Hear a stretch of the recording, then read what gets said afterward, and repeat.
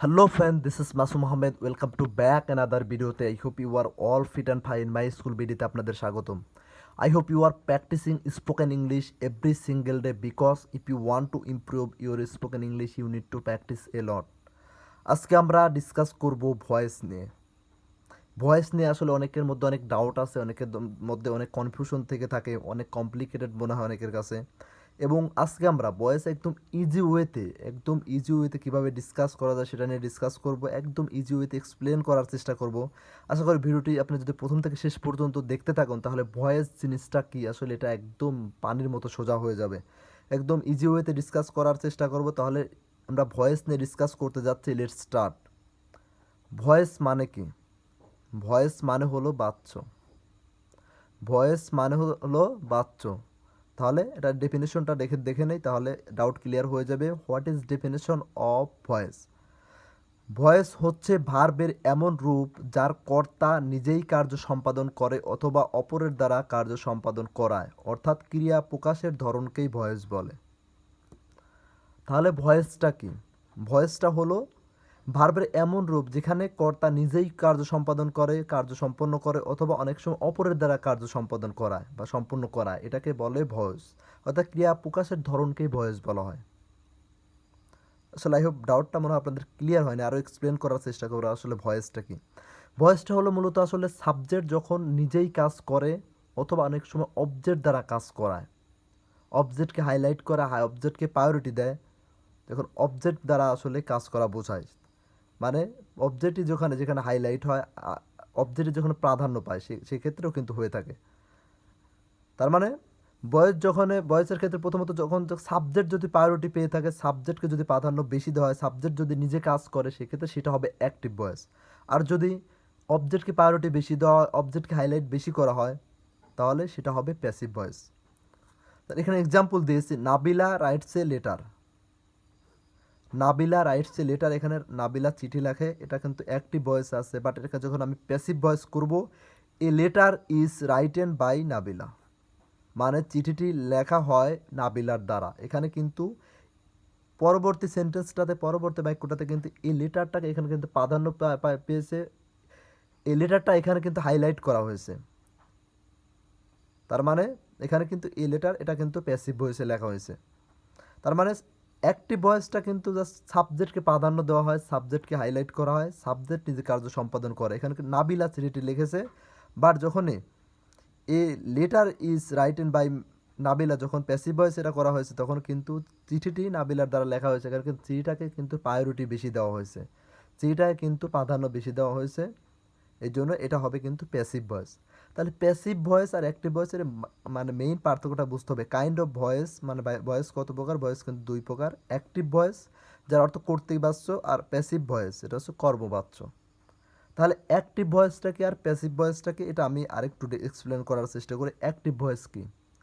Active voice হলো যে সেন্টেন্সের সাবজেক্ট নিজে সক্রিয় বা অ্যাক্টিভ থেকে কাজ সম্পন্ন করে তাকে অ্যাক্টিভ ভয়েস বলে।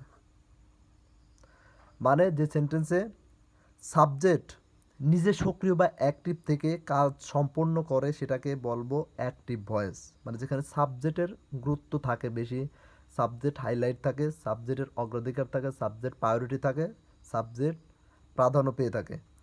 For example, he does the work. He does the work, সে কাজটি করে।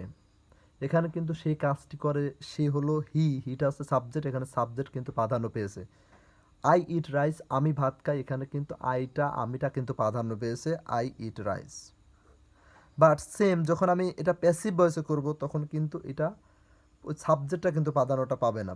প্যাসিভ ভয়েসটা কি? যে সেন্টেন্স এ সাবজেক্ট নিজে কাজ করে না, বরং অবজেক্টের কাজটি তার উপর পড়ে, সাবজেক্টের উপর পড়ে। মানে সে তো নিজে কাজ করে না, ওই অবজেক্টের কাজটা তার উপর এসে পড়ে, তখন তাকে প্যাসিভ ভয়েস বলে। যে সেন্টেন্সে সাবজেক্ট নিজে কাজ করে না বরং অবজেক্ট এর কাজটি তার উপর পড়ে, অর্থাৎ সাবজেক্টের উপর এসে পড়ে, তখন তাকে বলবো passive voice. For example, the work is done by him. The work is done by him, কাজটি করা হয় তার দ্বারা। যদি বলতাম সে কাজটি করে, এটা হতো অ্যাক্টিভ ভয়েস, সে কাজটি করে, সে বা হিটা এখানে কিন্তু মেইন হলো, যেটা হলো মানে অগ্রাধিকার বেশি পেলো, বা সে কিন্তু হাইলাইট হলো সাবজেক্টটা। যদি বলতাম হি ডাজ দ্য ওয়ার্ক, সেই কাজটি করে, এখানে কিন্তু দা হিটা কিন্তু মানে এখানে হাইলাইট বেশি হলো, হিটা কিন্তু প্রাধান্য পেলো, হিটা এখানে কাজ করলো, হি ডাজ দ্য ওয়ার্ক, সে কাজটি করে। বাট যখন বললাম the work is done by him, তার দ্বারা কাজটি করা হয়, এখানে কিন্তু কাজটি তার দ্বারা করা হয়, এখানে কিন্তু কাজটি হাইলাইট হলো, মানে দ্য ওয়ার্কটা হাইলাইট হলো, দ্য ওয়ার্কটা এখানে প্রায়োরিটি বেশি পেলো, আর অবজেক্টের কাজটাই কিন্তু তখন সাবজেক্টের উপর এসে বর্তালো। তারপর যে এক্সাম্পলটা আছে সেটা হলো rice is eaten by me. Rice is eaten by me মানে ভাত খাওয়া হয় আমার দ্বারা। আইট রাইস, আমি ভাত খাই, এটা যদি আমি বলতাম তাহলে কিন্তু এখানে এটা অ্যাক্টিভ ভয়েস। এখানে আইট রাইস, আমি ভাত খাই, এখানে কিন্তু সাবজেক্টটা কিন্তু কাজ নিজে সম্পাদন করলো। আর কিন্তু যখনই বললাম rice is eaten by me মানে ভাত খাওয়া হয় আমার দ্বারা, এখানে কিন্তু অবজেক্ট কিন্তু হাইলাইট হইলো, অবজেক্টের কথাটা প্রায়োরিটি বেশি পেলো, বাট অবজেক্টের কাজটা কিন্তু সাবজেক্টের উপর বর্তালো, সাবজেক্টের উপর গিয়ে পড়লো।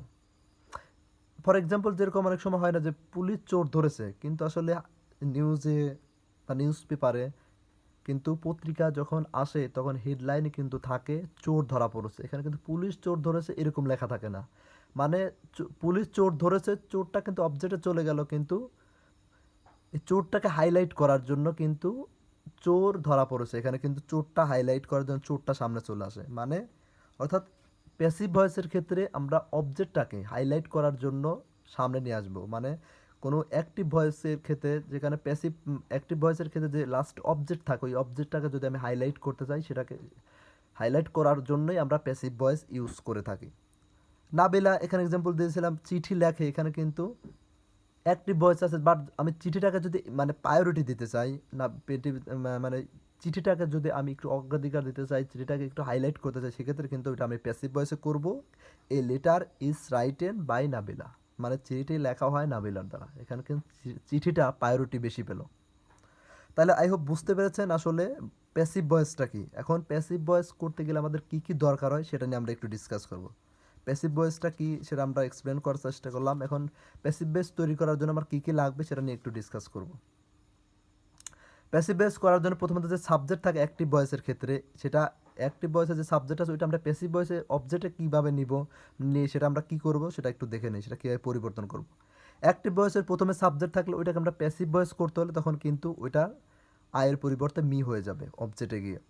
যদি অ্যাক্টিভ ভয়েসের শুরুতে যদি সাবজেক্টে যে উই থাকে, প্যাসিভ ভয়েস করার ক্ষেত্রে সেটা কিন্তু অবজেক্টে গিয়ে উইটা আস হয়ে যাবে।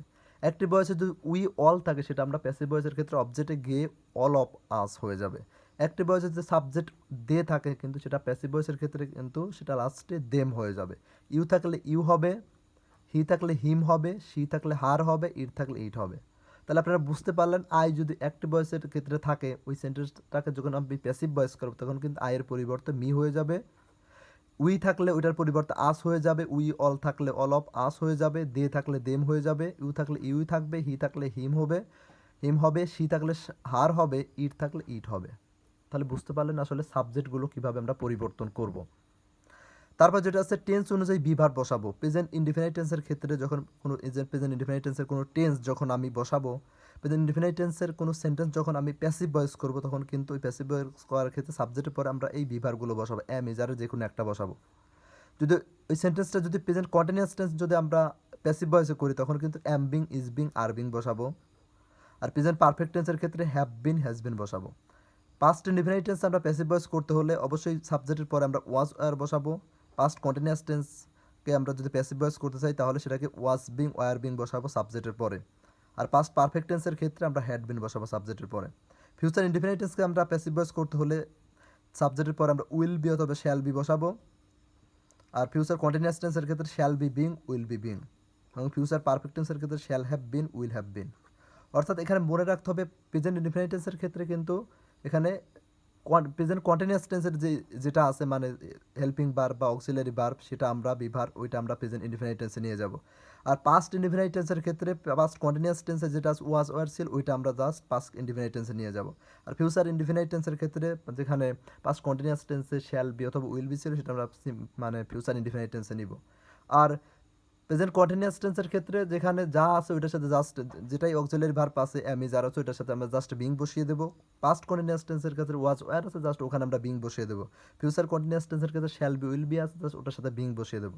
আর পারফেক্ট টেন্সের ক্ষেত্রে যেটা আছে হ্যাভ হ্যাজ আছে ওটার সাথে জাস্ট বিন বসিয়ে দেবো। কন্টিনিউয়াসের ক্ষেত্রে বিন আর পারফেক্ট টেন্সের ক্ষেত্রে বিন আর পাস্ট পারফেক্ট টেন্সের ক্ষেত্রে আমরা হেডের সাথে বিন বসিয়ে দেবো। ফিউচার পারফেক্ট টেন্সের ক্ষেত্রে শ্যাল হ্যাভের সাথে বা উইল হ্যাভের সাথে বিন বসিয়ে দেবো। তাহলে বুঝতে পারলেন বি ভার্বটা কি, এগুলো আমরা জাস্ট টেন্স অনুযায়ী আমরা সাবজেক্টের পরে বসিয়ে দেবো।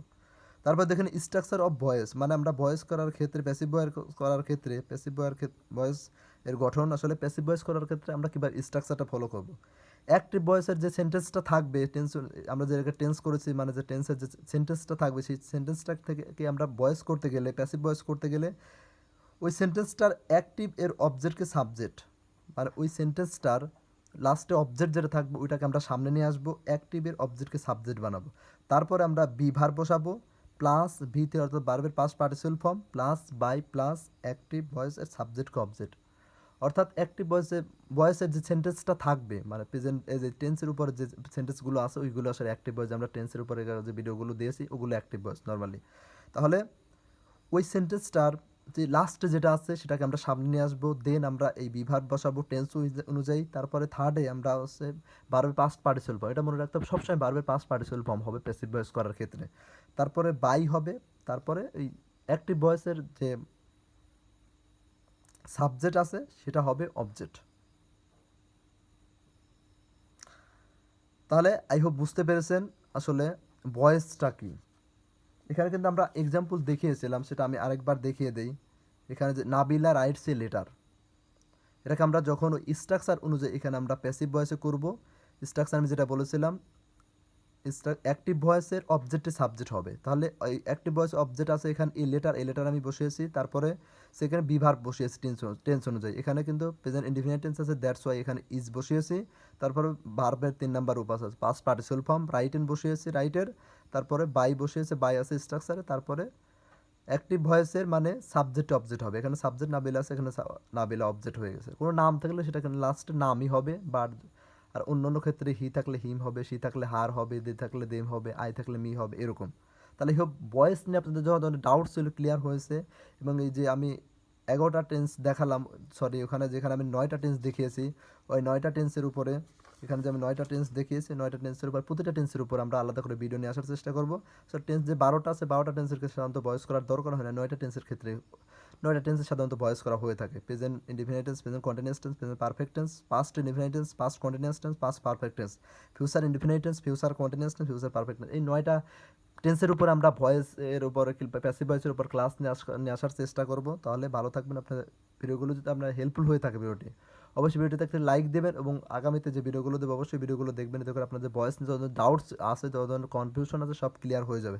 ভয়েসগুলো আমি একদম প্যাসিভ ভয়েসগুলো একদম ইজি ওয়েতে একদম সহজভাবে এক্সপ্লেন করার চেষ্টা করবো। তাই আই হোপ ভিডিওটি আপনার জন্য ভালো লেগেছে। ভিডিওটি ভালো লেগে থাকলে অবশ্যই ভিডিওটি শেয়ার করবেন আপনার পরিচিত ফ্রেন্ড সার্কেলের মাঝে এবং ভিডিওতে একটি অবশ্যই লাইক দেবেন এবং কমেন্টে জানাবেন কোন বিষয়ে ভিডিও চাচ্ছেন বা কীভাবে আমি ভিডিও দিলে আপনাদের জন্য সুবিধা সেটা অবশ্যই কমেন্টে জানাবেন। এবং ভালো থাকবেন, দেখা হচ্ছে নেক্সট কোনো ভিডিওতে। ততক্ষণ পর্যন্ত take care and keep learning.